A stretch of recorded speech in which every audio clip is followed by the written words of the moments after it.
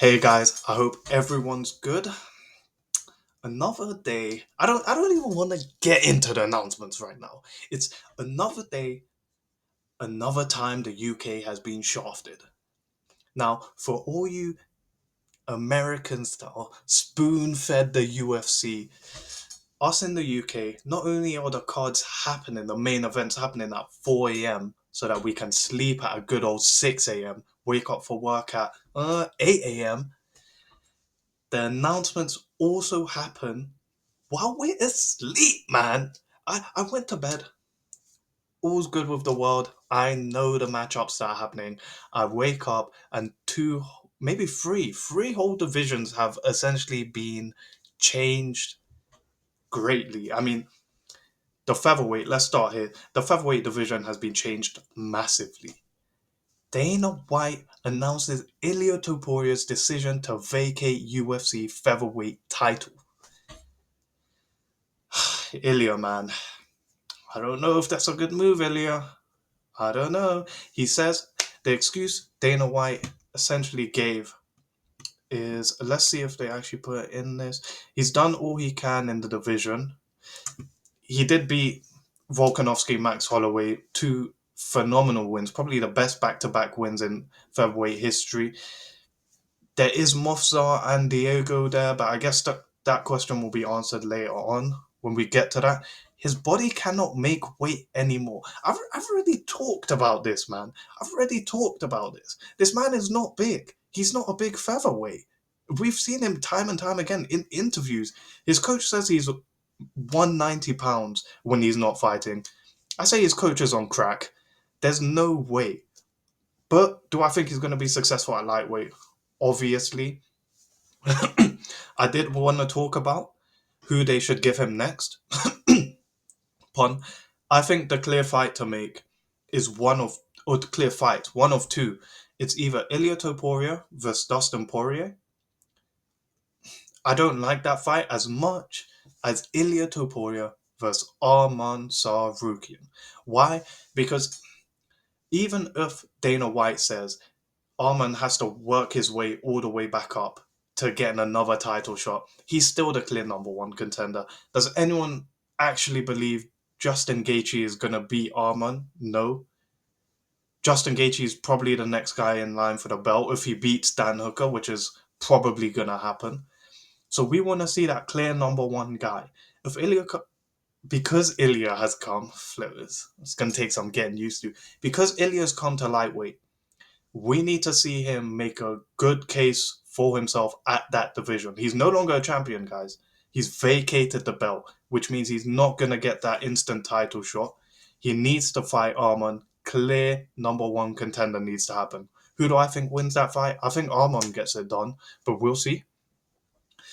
Like I alluded to, I think Justin Gaethje versus Islam Makhachev is going to be the next fight announced after Justin Gaethje, uh, Dan Hooker, because Islam made it clear he doesn't want a rematch. He doesn't want to fight Charles Oliveira. Charles Oliveira called out Max Holloway, which what a banger of a fight that's going to be.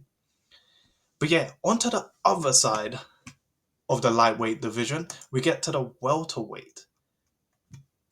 I woke up and I saw this. I thought it was fake. I thought it was one of those. Like, do you guys have those for the NBA? Like, it's called Cumble News and it's just fake news.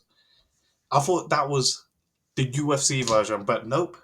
Bilal, forget the name Mohammed versus Jack Della Maddalena. This is going to be a bang over fight. I think it's going to be super grueling for Della Maddalena.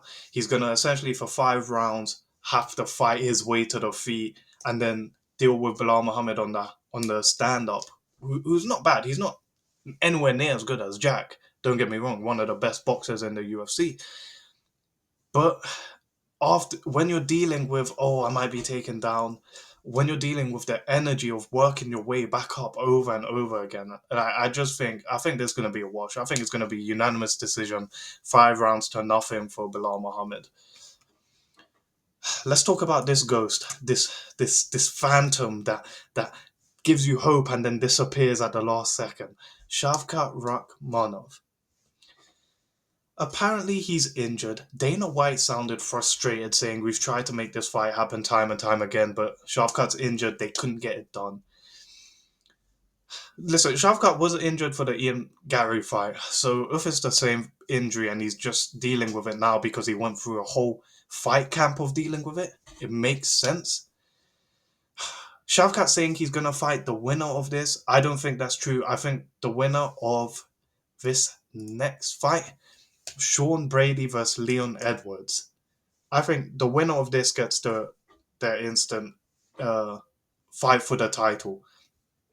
Leon Edwards beating Sean Brady, solid case for him having another crack at the belt. Sean Brady beating Leon, which is what I think will happen. Sean Brady gets that instant title fight. Why do I think Sean's gonna win? Because Sean Brady is essentially Bilal Muhammad. Like, I think he's a little bit worse, but he's essentially Bilal Muhammad, which is a terrible matchup for Leon. Leon's gonna go through what Jack is gonna go through, constantly fighting to get back to his feet, dealing with takedowns. Sean Brady is a striker that's right up in your face as well. I think this is a bad night at the office for Leon, but don't forget this. Respect to him for taking this fight. It's a super different matchup between Sean Brady and Jack Della Maddalena, and he still accepted it. Let's see. I really Leon's so boring though. This might be a snooze fest. I don't know. But let's see what happens. I think Sean Brady gets the win though, and then gets the title fight. And Volkanovski, Diego Lopez for the interim.